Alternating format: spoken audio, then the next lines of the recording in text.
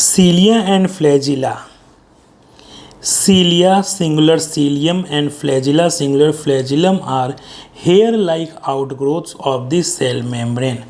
तो cilia and flagella क्या होता है? हेयर लाइक आउटग्रोथ, हेयर के जैसा आउटग्रोथ होता है सेल मेम्ब्रेन का। सेल मेम्ब्रेन का हेयर लाइक आउटग्रोथ होता है, उसी को हम लोग कहते हैं सीलिया फ्लैजिला। ये रहा अपना सीलिया, ये हुआ अपना फ्लैजिला। तो जो सेल मेम्ब्रेन का है, ये सेल मेम्ब्रेन है, इसी का क्या है? हेयर लाइक आउटग्रोथ है, हेयर के जैसा आउटग्रोथ होता है, इसी को हम लोग क्या कहते हैं? सीलिया और फ्लैजिला कहते हैं। तो इस फिगर से हम लोग को दिख गया सीलिया फ्लैजिला। सीलिया छोटा छोटा होता है, फ्लैजिला थोड़ा लंबा होता है, लेकिन दोनों ही केस में ये क्या है? सेल मेम्ब्रेन का हेयर लाइक आउटग्रोथ है। ठीक है, क्या है? हेयर लाइक आउटग्रोथ है सेल मेम्ब्रेन का। Cilia are small structures which work like oars causing the movement of either the cell और दी सराउंडिंग फ्लूइड। सीलिया जो है वो स्मॉल स्ट्रक्चर है, वो चीज़ हम लोग को यहाँ पे दिख रहा है कि सीलिया जो होता है वो स्मॉल स्ट्रक्चर होता है, फ्लैजिला जो है वो इससे सीलिया से बड़ा होता है। फ्लैजिला जो है इन कंपैरिजन टू सीलिया बड़ा होता है और सीलिया जो है वो छोटा होता है। ठीक है, तो स्मॉल स्ट्रक्चर हो गया जो कि वर्क लाइक ओर्स, जो ओर्स की तरह काम करता है, ओर्स की तरह काम करता है। ओर्स का मतलब क्या होता है? देखो, ये जो नाव चलाने में हम लोग यूज करते हैं, जो चप्पू बोलते हैं, ये रहा, ये इसके तरह काम करता है। ये जो काम नाव चलाने में करता है वही काम जो है सीलिया करता है, इसी को ओर्स कहते हैं। तो यही चीज़ बोल रहा है कि ये ओर्स की तरह काम करता है। क्या बोल रहा है? ये work like the oars, oars की तरह काम करता है। Causing the movement of either the cell, ये क्या ये इसके थ्रू क्या किया जाता है? या तो वो सेल का मूवमेंट करवाता है या सराउंडिंग फ्लूइड का मूवमेंट करवाता है। काउजिंग द मूवमेंट ऑफ, या तो सेल का मूवमेंट कराता है या तो सराउंडिंग फ्लूइड का मूवमेंट कराता है। इस लाइन को हम लोग एक बार फिर से देख लेते हैं तो ये लाइन जो है अपना क्लियर हो जाएगा। क्या बोल रहा है? सीलिया आर स्मॉल स्ट्रक्चर, देख लिए स्मॉल स्ट्रक्चर है, विच work like the ores, ores के जैसा काम करता है, वो भी ओर्स भी देख लिए। ये causing the movement of either the cell और दी सराउंडिंग फ्लूइड, ये मूवमेंट के लिए रिस्पॉन्सिबल होता है, या तो सेल का मूवमेंट या तो सराउंडिंग फ्लूइड का मूवमेंट में ये हेल्प करता है। ठीक है। Flagella are comparatively longer and responsible for cell movement. Flagella हम लोग देख ही चुके हैं, यहाँ पे कंपैरेटिवली जो होता है सीलिया के तुलना में लॉन्गर होता है और ये क्या होता है? सेल के मूवमेंट में हेल्प करता है। वही चीज़ यहाँ पे बोल रहा है कि फ्लैजिला जो है वो कंपैरेटिवली लॉन्गर होता है सीलिया के कंपैरिजन में और ये रिस्पॉन्सिबल होता है सेल के मूवमेंट में, और सीलिया जो था सेल या सराउंडिंग फ्लूइड के मूवमेंट में हेल्प करता था, या तो सेल के मूवमेंट में या सराउंडिंग फ्लूइड के मूवमेंट में हेल्प करता था। लेकिन फ्लैजिला जो है वो सेल के मूवमेंट में हेल्प करता है, सराउंडिंग फ्लूइड के मूवमेंट में इसका रोल नहीं है। Prokaryotic bacteria also possess flagella, but these are structurally different from that of the eukaryotic flagella. अभी जो हम लोग करेंटली पढ़ रहे हैं वो क्या पढ़ रहे हैं? यूकैरियोटिक सेलिया एंड फ्लैजिला पढ़ रहे हैं। ठीक है, जो यूकैरियोटिक सेल में जो सीलिया और फ्लैजिला पाया जाता है वो पढ़ रहे हैं। तो बोलता क्या है? ये क्या बोल रहा है कि जो प्रोकैरियोटिक बैक्टीरिया होता है उसमें भी फ्लैजिला पाया जाता है।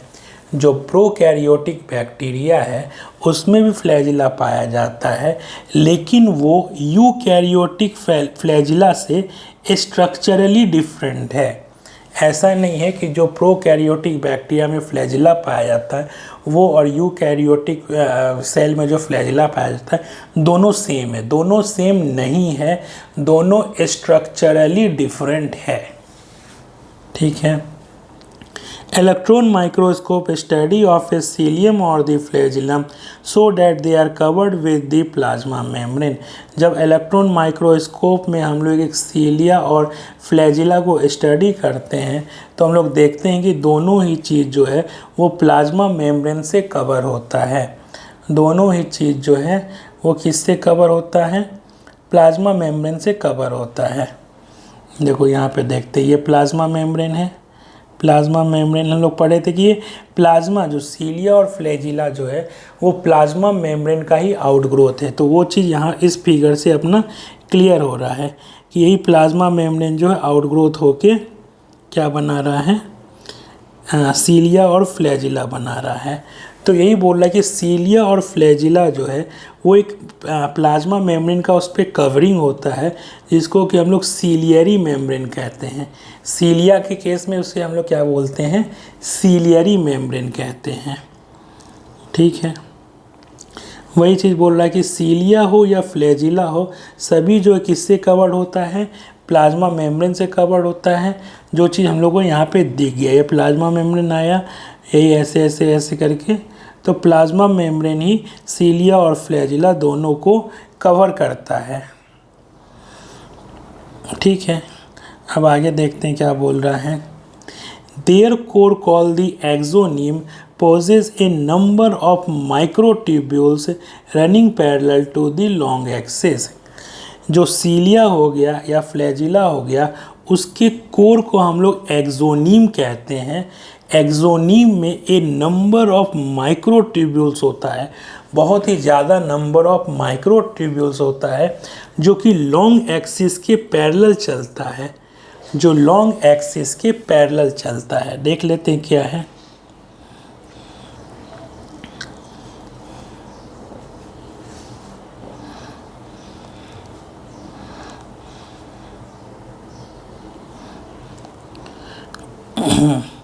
ये जो एक्सिस है, जो कोर है, ये कोर है।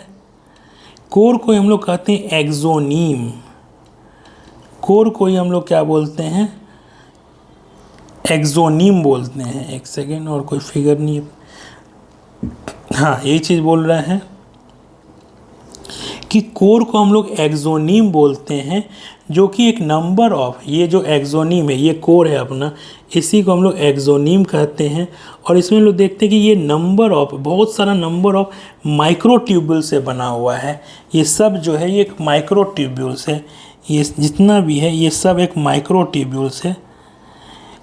एक्सोनीम किसका बना होता है? एक लार्ज नंबर ऑफ माइक्रोट्यूब्यूल्स का बना होता है जो running parallel to the length of the क्या बोला? रनिंग पैरेलल टू दी, क्या चीज़ बोल रहा था? Running parallel to the long axis. ये जो अपना लॉन्ग एक्सिस है इसके पैरेलल ये रन करता है। ये जो अपना लॉन्ग एक्सिस है इसी के पैरेलली ये माइक्रोट्यूब्यूल्स रन करता है। इसी को हम लोग एक्सोनीम कहते हैं। ठीक है, तो एक चीज़ हम लोग यहाँ पे समझ गए कि कहना क्या चाह रहा है ये। इसमें यही बोल रहा है कि सीलिया हो या फ्लैजिला हो, इसके कोर को हम लोग क्या बोलते हैं? एक्सोनीम बोलते हैं। और ये जो चीज़ है ये कोर है, ये कोर है। कोर में हम लोग देख रहे हैं जो एक्सोनीम है, एक्सोनीम है वो किसका बना हुआ है? ए लार्ज नंबर ऑफ माइक्रोट्यूब्यूल्स का बना हुआ है। एक लार्ज नंबर ऑफ माइक्रोट्यूब्यूल्स का बना हुआ जो running parallel to the long axis, जो पैरेलली जा रहा है, ये अपना लॉन्ग एक्सिस है, इसके पैरेलली जा रहा है। ये चीज़ यहाँ पे बोला है। प्लाज्मा मेम्ब्रेन रनिंग पैरेलल ना, their core is called axoneme possesses a large number of microtubules. जो किसका बना होता है? एक लार्ज नंबर ऑफ माइक्रोट्यूब्यूल्स का बना हुआ होता है जो पैरेलली चल रहा है लॉन्ग एक्सिस के। अब आता है axoneme usually has 9 doublets of radially arranged peripheral microtubules and a pair of centrally located microtubules। अब एक्सोनीम में कितना होता है? एक्सोनीम में 9 डबलेट्स होता है, 9 डबलेट्स होता है जो कि रेडियली अरेंज्ड होता है। रेडियली अरेंज्ड पेरिफेरल माइक्रोट्यूब्यूल्स है और एक pair of centrally located microtubules है। देखो ऐसे देखते हैं, ये है एक्सोनीम को अब हम लोग काट के, एक्सोनीम है इसको ऐसे काटते हैं, यहाँ पे काटते हैं तो हम लोग देखते हैं कि कैसा दिख रहा है। तो वही चीज़ यहाँ पे बोल रहा है कि जो एक्सोनीम है उसमें वो किससे बना हुआ होता है, 9 पेरिफेरल माइक्रोट्यूब्यूल्स डबलेट का बना होता है। 1 2 3 4 5 6 7 8 9 peripheral microtubules doublet, 9 peripheral tubules doublets का बना होता है। डबलेट्स का मतलब क्या हो गया, सब दो दो के पेयर में है, दो दो के पेयर में है, मतलब पेयर में है, सभी दो है तो सभी क्या है, पेयर में है। डबलेट्स है, डबलेट्स सब दो दो है।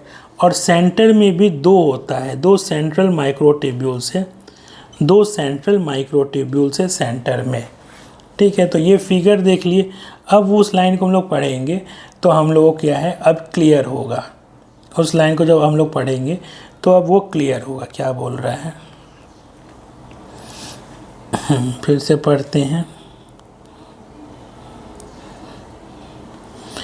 Axoneme usually has 9 doublets of radially arranged peripheral microtubules। 9 doublets है, रेडियली अरेंज्ड है पेरिफेरल माइक्रोट्यूब्यूल्स, यही चीज़ बोल रहा है। Peripheral microtubules, 9 doublets of peripheral microtubules arranged radially, जो कि रेडियली अरेंज्ड है, इसी के बारे में बोल रहा है। 9 doublets of radially arranged peripheral microtubules and a pair of centrally located microtubules, and एक pair of centrally located microtubules हो गया। ये एक pair of centrally located microtubules हो गया, सेंट्रली लोकेटेड माइक्रोट्यूब्यूल्स हो गया। ठीक है, such an arrangement of axonemal microtubules is refer to as 9+2 array. ये जो अरेंजमेंट है, ये पूरा अरेंजमेंट जो है, इसी को हम लोग कहते हैं 9+2 एरे बोल रहा है। सच अरेंजमेंट, ये जो अरेंजमेंट है एक्सोनीमल माइक्रोट्यूब्यूल्स का, इसको हम लोग क्या बोलते हैं, 9+2 एरे।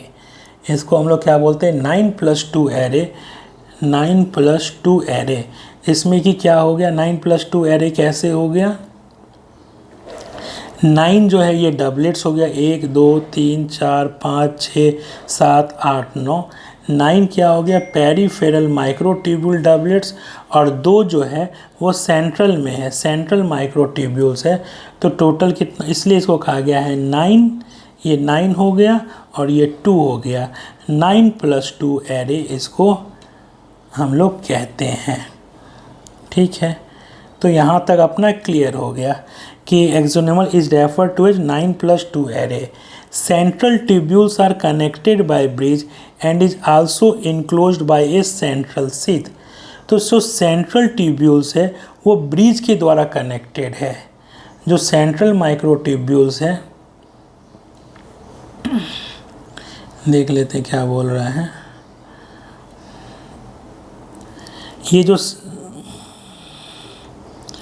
ये जो सेंट्रल माइक्रोट्यूब्यूल्स है, ये अटैच्ड बाय ए ब्रिज, एक ब्रिज से अटैच्ड है, इस यही बोल रहा है, is attached bye A bridge, connected by the bridge and is also enclosed by a central sheath.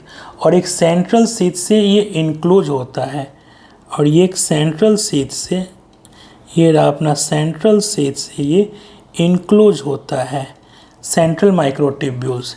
तो 2 चीज़ बोला कि जो सेंट्रल माइक्रोट्यूब्यूल्स है वो connected by the bridge, bridge से कनेक्ट होता है, and also enclosed by the central sheath, and also enclosed by the central sheath. यहाँ तक क्लियर है, कोई इशू नहीं है। Which is connected to one of the tubules of each peripheral doublets by a radial spoke। अब ये जो central sheath है, सेंट्रल सीथ ये किससे कनेक्टेड है, वन ऑफ द ट्यूब्यूल से कनेक्टेड है प्रत्येक पेरीफेरल डबलेट्स में। प्रत्येक पेरीफेरल डबलेट्स है, ये एक पेरीफेरल डबलेट्स है, ठीक है, एक पेरीफेरल डबलेट्स है, इसके एक ट्यूब्यूल से, हर पेरिफेरल डबलेट्स में से एक ट्यूब्यूल से ये सेंट्रल शीथ जो है वो अटैच्ड है, और जिसके थ्रू वो अटैच्ड है उसको हम लोग क्या बोलते हैं, रेडियल स्पोक बोलते हैं। इसके द्वारा ये अटैच्ड है, इसको हम लोग क्या बोलते हैं, रेडियल स्पोक बोलते हैं। फिर से इस लाइन को हम लोग फिर से देखते हैं तो थोड़ा क्लियर हो जाएगा। सेंट्रल शीथ तक तो क्लियर था, सेंट्रल शीथ के बारे में बोल रहा है कि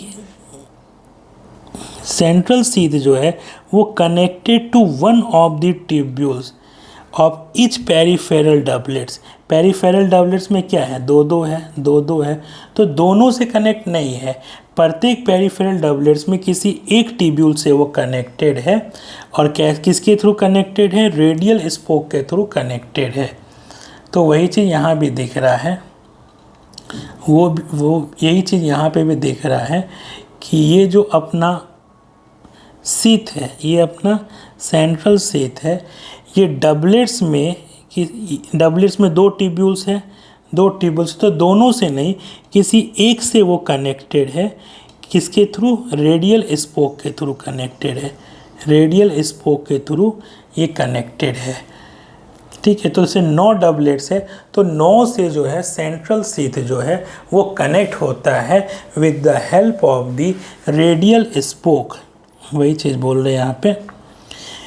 Thus there are 9 radial spokes. ठीक है, इसलिए क्या है, टोटल चूँकि 9 डबलेट्स हैं, 9 पेरिफेरल डबलेट्स है, तो 9 रेडियल स्पोक होगा। 9 रेडियल स्पोक है, देख लेते हैं, 1 2 3 4 5 7 8 9, 9 रेडियल स्पोक है जो सेंट्रल शीथ से जाके कनेक्ट हो जाता है। Peripheral doublets are also interconnected by linkers. जो पेरिफेरल डबलेट्स है वो आपस में भी कनेक्ट होता है लिंकर्स के मदद से। ये जो ग्रीन कलर है, ये एक पेरिफेरल डबलेट्स है, ये एक पेरिफेरल, और ये दूसरा पेरिफेरल डबलेट्स है, ये आपस में भी लिंकर्स के थ्रू कनेक्ट होता है। इसी को हम लोग कहते हैं इंटर डबलेट ब्रिज। दो पेरिफेरल डबलेट आपस में कनेक्ट होता है with the help of linkers, इसी को हम लोग क्या कहते हैं, इंटर डबलेट ब्रिज। फिर से बोलते हैं कि जो पेरिफेरल डबलेट्स है वो आल्सो इंटरकनेक्टेड, आपस में इंटरकनेक्टेड होता है लिंकर्स के द्वारा। Both the cilium and flagellum emerge from the centriole-like structure called the basal body। दोनों सीलियम और फ्लैजिलम जो है वो एमर्ज कहाँ से होता है, सेंट्रियोल लाइक स्ट्रक्चर होता है। सेंट्रियोल के बारे में हम लोग नीचे पढ़ेंगे। सेंट्रियोल के जैसा एक स्ट्रक्चर होता है जिसको कि हम लोग बेसल बॉडी कहते हैं, वहीं से ये निकलता है। तो देख लेते हैं, ये रहा, ये अपना जो है पिंक कलर का, ये हो गया बेसल बॉडी। ये कैसा सेंट्रियोल लाइक स्ट्रक्चर है, सेंट्रियोल के बारे में हम लोग आगे पढ़ेंगे। ये सेंट्रियोल के जैसा स्ट्रक्चर होता है और जितना भी सीलिया और फ्लैजिला होता है वो इसी से निकलता है, इसी को हम लोग कहते हैं बेसल बॉडी। ये सेंट्रियोल लाइक स्ट्रक्चर जितना भी सीलिया और फ्लैजिला है वो इसी से निकलता है और इसी को हम लोग कहते हैं बेसल बॉडी। ठीक है, तो ये टॉपिक अपना ख़त्म हो गया, सीलिया और फ्लैजिला, और मेरे हिसाब से क्लियर भी हो गया है। तो कहीं इसमें कोई डाउट, जो चीज़ यहाँ पे लिखा है वो तो कम से कम हमको लगता है क्लियर हो गया है। तो अपना नेक्स्ट जो टॉपिक है वो है सेंट्रोजोम एंड सेंट्रियोल्स, जो हम लोग अपने नेक्स्ट वीडियो में देखेंगे। Thank you.